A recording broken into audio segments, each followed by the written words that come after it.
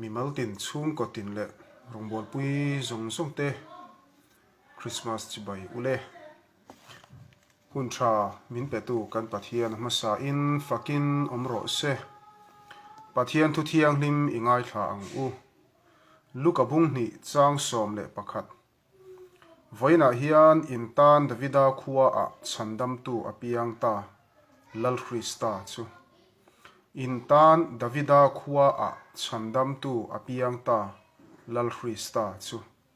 athu kan chiarte lalpan kan za atan mal min som sakro se amen voina atia tu tan nge ti chuan in tan ati in tan tia chuan nang le ke ya tan mihring te hian engtin nge din mun hi kan thlir thina tuna entel nai kan hriat fia theidan tur chuan vairama hian level thum ang te hian mihring din mun hi an thlir ta a pakhatna chuan mi hausa panhina chuan mi van tlang pathumna chuan mi re thei khatiang khan chi thumin an thenani vairama chu a hausa le hausa a van tlang le van tlang a re thei le re thei khatiang khan anin sui hrang ani mela amai ro chu lali suwa Krista ero chu in tan atia hian mi re thei a soilova mi hausa a soilova mi van tlang a soilova mi tha a soilova mi sual a soilova zu in mi ati chuang lova sa khomi tha ati bok chuang lova in tan ati a chuan kan za hian min huam tekade chuwangin nangma lama le keima lama po ni sela ma ni ya fel lo le dik lo le tlak tlai lo a ke hi chu chandam ni tlak po kan ni lo ka sual si ka fel si lo ke ang tan chuan ti ngai na om thlot lovani pathian chandam na hi chang tlak kan ni lo ve ti hial khopin sual khur thu ka pil to ma ila lali sual lo pian chan kha kan tan ani khovel sa khomi tha a mi thalot lakpo lo ni in mi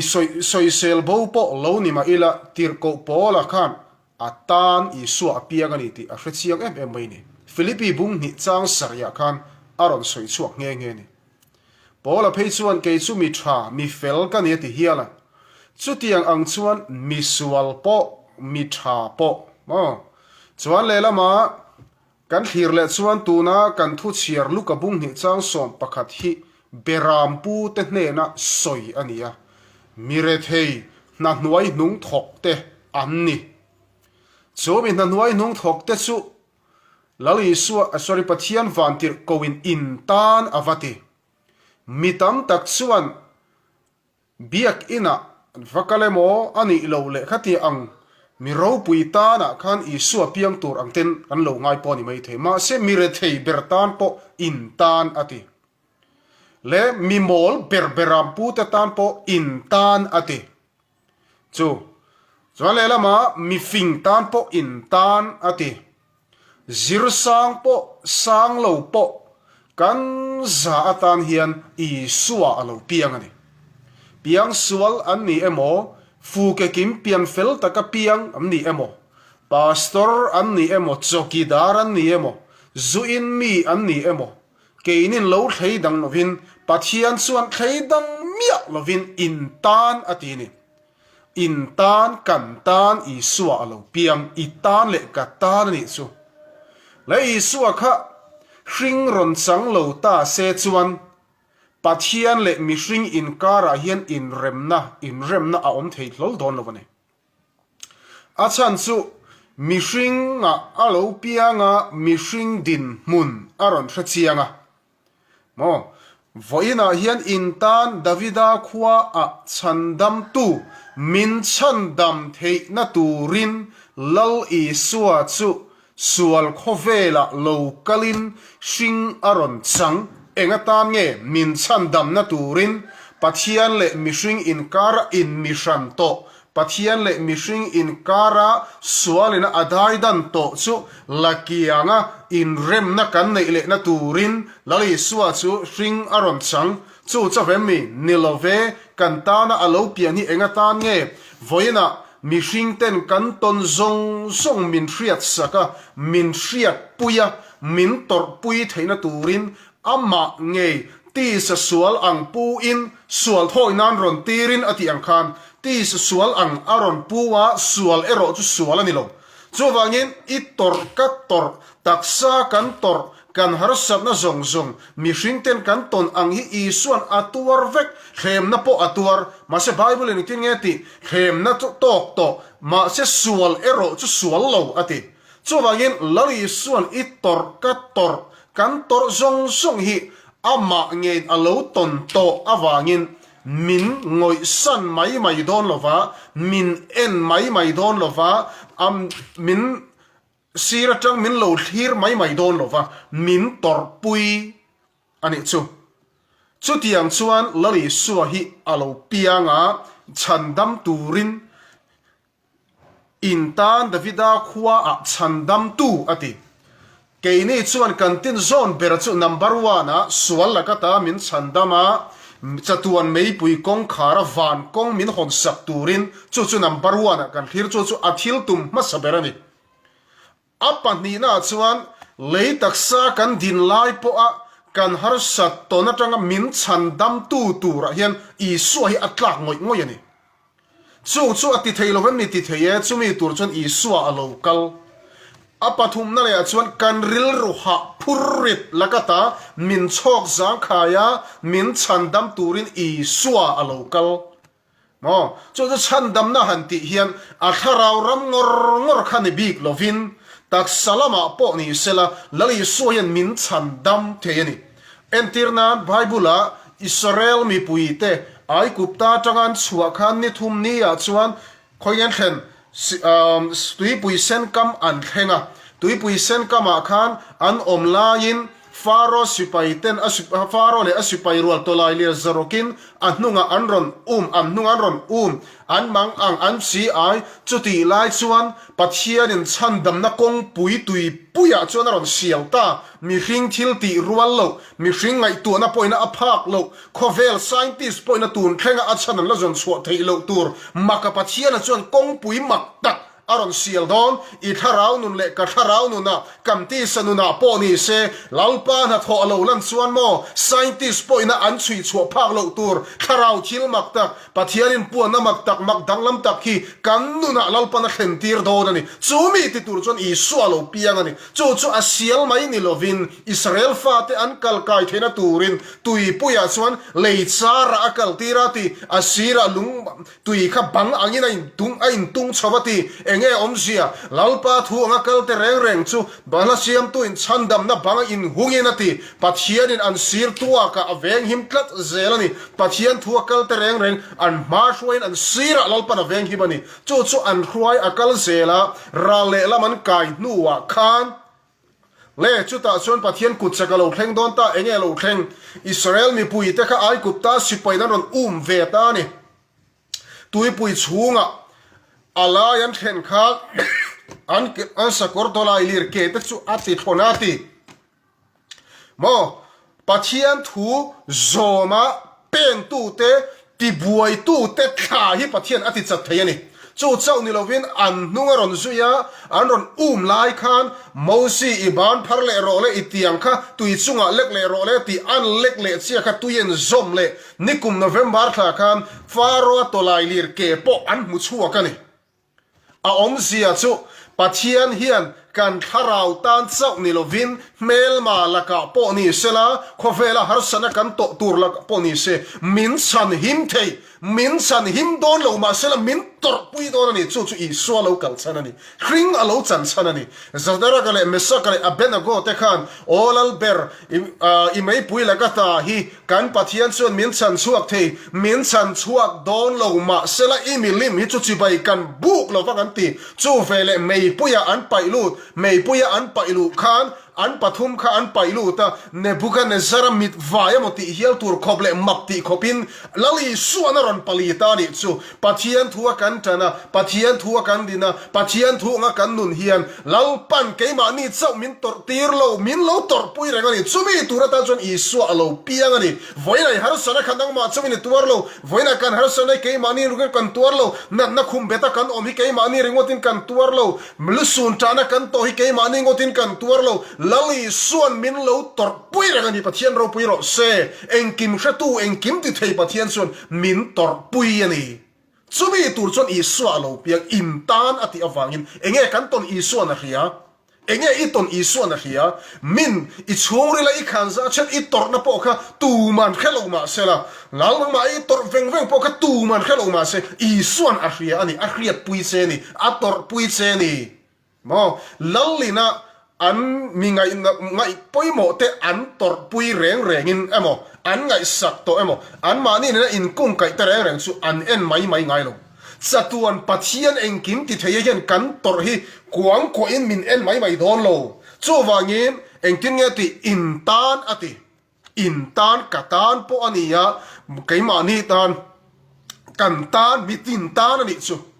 ke hilali swat chandam tlak kalani vete mem ti in then khat su ani ngai mai thei a then te ro chu chapo na suan lo dal po ani mai thei ma se tu dan po I so hi alo pianga chu mai chau ni lovin chandam na tura po ni sela in chandam na tu in tan voina yan chandam tu ati enga nge min chandam kan tharau min chandam kan chungri la tharau thiang min chen chil chomi a chen chil ta chu na kin alaron lor le ang apa ni na kan thin lunga ka fai thin lung min pero ati kan thin lunglal pa ta na kan bua sei chu keima ni amin chen chil mai ni lovin kan tak sa por pathian in puang don ani voina nang le ke in sang ni le som ni Christmas kan man theina chan hi mo engdang wang ni lovin pathian ma ngai na le khong ina kan chan wang chau po ni lovin pathian ro pui zia puan chuana na le lali suan min man pui ani ti khiat thuana tur ta na pathian in nang le ke hi min man ti ra ni hun sep ta kara tuna biak ina in khom thei ani lo ma ni ina kan mang ke ni po ma ni ina kan mang biak ina phe chuan kal chi po ni lo om khom deuh chuan he kan tok mai ni amma ro chu pathianin engtin ye hun min pe tharau na tho hi tu manan lockdown ve thei lova tharau thiang lam chu kal pe thei ani lova an na tho tu ri tu manan dal thei lo pathian chu engkim ti thei pathian ani awangin chu wangin pathianin heng lockdown kan ton tur te elo riat awangin internet line thatak te min pe a lam na takami te po nai te a min nuk nai ta a thu awangin kanin pol thei ta pathian ro pui ro se pathian yan kan ta na thaturin alo ruwa manin engkim hi kan tan alo ngai tu lo sa ve ka di pathian thana hi ngai tu aro I har sadna le ka har sadna ringot ke po yan ngai tu in kang lung ngai na ringot ngai tu ta ila pathian fak na hun ka nei lo wang voina I Christmas moi ngui takin kan mang mayang kan lockdown le kan covid 19 ringot kan ngai tu chuan Christmas ngui takin kan mang mayang ma se hemi hun sep ta kar po pathian pol theina kan nei himo aw eng zong in ngai tu chinte tharau lo mal som na kan don hi ngai tu atlang u pathian mal som na kan don hi ngai tu atlang u pathian tharau thiang lim pol na kan san hi ngai tu atlang u hun sep ta kara pathian kan la bethe hi ngai tu atlang u pathian that na hi ngai tu chuakang u lalpa he tiang hun amin hroi vai kalo me lalpa ka valom tak em ti tur lirin kan nu na pathian ron na tho aron lang don ani pathian ro pui ro se avalim om em ti ro u chu voina hian intan davida khwa a chandam tu apiang ta lal Christa chu ati Christa ti chu anointed one ti ania hriak thi ti na ni hriak thi ti om zia chu lal ani engkin chunga thu nei tu engkin chunga thu nei tu mo sub in sovereignty of God and ti chu engkim chunga thu nei tu ni engkim chunga thu nei zia chu kan so lo ka ne la eng ma soi sat set lovin la li su akhanin le khai le ra le lam ikayam uti ra le lam kai tura anti lai khan eng ma iso na soilok lo anton tura soilok lo chu ti lai chon isu chu longa alo mu hilani khile tui phone alo thok chu ta chuan zir tir ten an kai tho ta chuan isu neng tin nge ti bang ro uti thu pe mai ani lakata khan mi puite kha sorry zir tir te khan neng tin nge ti he mi hi tu nge ani a khile tui phone na lam pon athuan oi ta khi anti lali suwa Christa hian experience pakhat chau min nei tir atum lo kumin Christmas ayan experience pakhat sau pathian in nei tira tum lo che ngai tuaro lockdown chunga pathian mal somna kan don zong zong te pathian experience min pek zong zong te kha ingai tua ngaim sorry azir tir te khan rale lama kalang u ati ma khan le lama isuan enge ati bengong ati dam middel ati dam zeng ati dam na dam lo kha ati dam ani kha khan kami chau kha ria se chuan tabawa natural thil chunga hian isuan thuana yani ti an khedon lo sadara kale mesaka te chunga po mei puisa tak ale sarier sa a thentir po khan mei pui chunga thuana yani ti an khedon lo ataka an vara chia khan mei pui chunga po thuana ya tui phone chunga po thuana ya khipui chunga po thuana ya ni ti hi pathian in min khiat tir do ni chu chu lal ani na ni chu wangin kan bo ruak ton zong zong a hian engkim chunga thunei tu chuan ro arela kan ta na thaturin angai tua don achan chu ifa afa duat kan ni ka soile don karil ruwa kumin chu hei ringot hi omani enge ti chuan pathian hian afa te min lo va mangai tak em ti hi ni afa te min lo va mangai tak em kan fa ten kan thuan oilo chuan kan zil hau thin pathian po in min zil hau changa om thin amma ero chu kan fa te mo a kan zil hau rual in anna chu keima ni zok kan ni kan fa te kan thunin rual in atuara chu keima ni zok kan ni kan fa te fellow kan ti rual kan hau rual in keima ni zok kha kan ril ruwa dam lo hi ni chu tiang ayan na sa zok chuan pathian hian min du sak don kan fa ten kan thuan oi chuan ma te kha ti in kan ui kan nei lo ani lo mi kan fa te dan chuan kan in phal zau em pathian thu kan oi ve chete ya pathian in kan phu lo mal som na mu thei lo wa min vur na sak zia hian ngai tu chiang chin te u i ngai tu tlang u chu ka ngai tu thin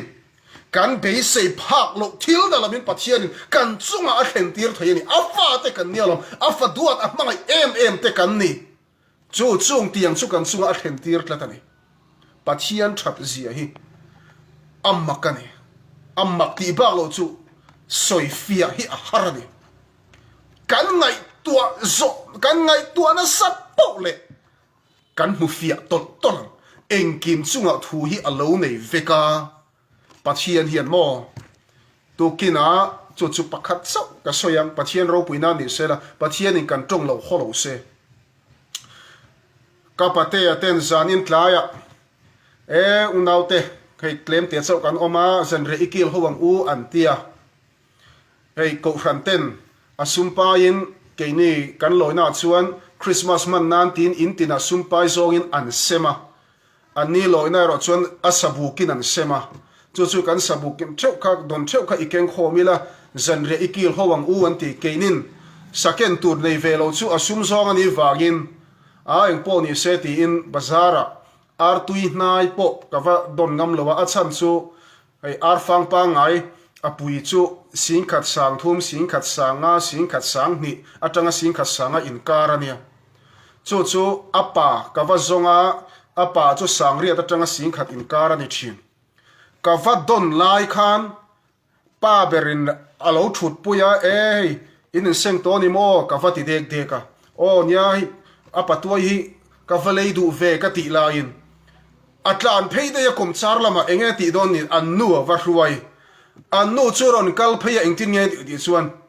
pastor kha Christmas present arpa tuai hi kan lo peng che kan ril ruwa a om hrim shima in hi nimina chau kan hri an ron ti chu vai voina ron kal kan tuma heta bazar kan in pek hi min pom sak mai ro anti mo kan member po ni lo khan chu pathian ro rel fel zia le mak danglam zia chu keini ngai tua phak lovin alo rel ani chu enge om zia anointed one khriak thi lal khan ro alo rel fel vek keini ngai tua na chu ngai tua na mai ani mo a lo tin tir du chu pathian lam chan ani ti ke a hian pathian in eng ki ina ngem kan soi du ani voina nang le keyatan I suwa alo piang voina nang le keyatan lali suwa alo piang tling lo le fel lo wa I in ngai ani mai thei adik ama ero chu itlin lo ifel lo pathian a hria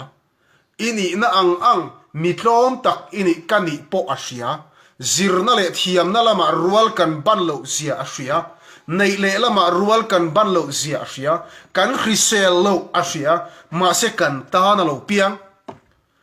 chandam tu atile pakhat na kan chatuan nun na turata na lali suan cross a min tho zo sak to chandam na min bua sei sak to rin na in chu chu kan sang thei mo chatuan mei pui kong khar chu akhara van kong min hon sak to chu ta lu turin kan thutluk na chia pathian na nga kani chumia thutluk na kan siam nuwa enge kan ril ru po a chandam thei ani kan phurrit lagata min chandam thei eng ang phurrit nge voina hen kan phur kani ang lovang pakhat le pakhat tuna pastor kani awangin phurrit nei lo tura min ngai ani mai thei i phurle ka phur ain ang lo ani lo mi company na thok phur ain ang lo wa thingtlang pa phur ain ang lo thingtlang pa chuan in lang thei phur a phur ani mai thei ma se company na thok chuan ril ru phurrit a phur po ni mai thei mo doctor chuan ril ru an seng na thok tu chuan tha sung sa man seng an phur ai nang lo mai thei ammai ro chu kan ril ro chung rila kan phurrit zong a kha min chok jang khai thei tu chu pathian ani lali suan ni chumi tan chuan i suan lo piang i phurrit chok jang khai turin i suan lo piang ka phurrit min chok jang khai turin i suan lo piang chuan kan tak sa chung chang thuwa po ni sela kan mamo i suan a ria fa te mamo nu le pa ten kan ngai tu sak kan ring zo lo thina chang phei chuan o he tiang hian ni ta se he tiang hian lo om ta se tin du khop lo te po kan nei chuan na han tho tir do na rin zo lo wa asira lo pui cha ge mo ani lo le enge mo ma ni poina lo wa tho zo wa chang te po kan nei chin nu le pa ten fa te kan lai nak luata chu ayana sa chuan pathian in mo mu thei lo wa tang khan nin lo tran puyania pathian that sia hi chu voina hian itan le katana lo piang hi atha fam kim thlo ta ni lom thui so yang u thin lungui tak le a covid lam ringot ril ruwa da lovin i suwa lo pian chan kha ngai tu zokin kan chunga athat na zong ngai tu le tin voina lom takin christmas hi i mangang u kan ta na nau sen lo piang a chu a piang mai ani lo kan phur zong min chok sang khai hring aron changa pathian le mi hring kara in rem na turin pathian le mi kar hring kara kan in rem mai ni lovin min chen sil anin min hruai chu minun chu ataka kan sana lali suwa krista thamon na thar kan za kan chan thei nan lalpan kan za tan mal min som sa ro se amen lalpan mal som che ro se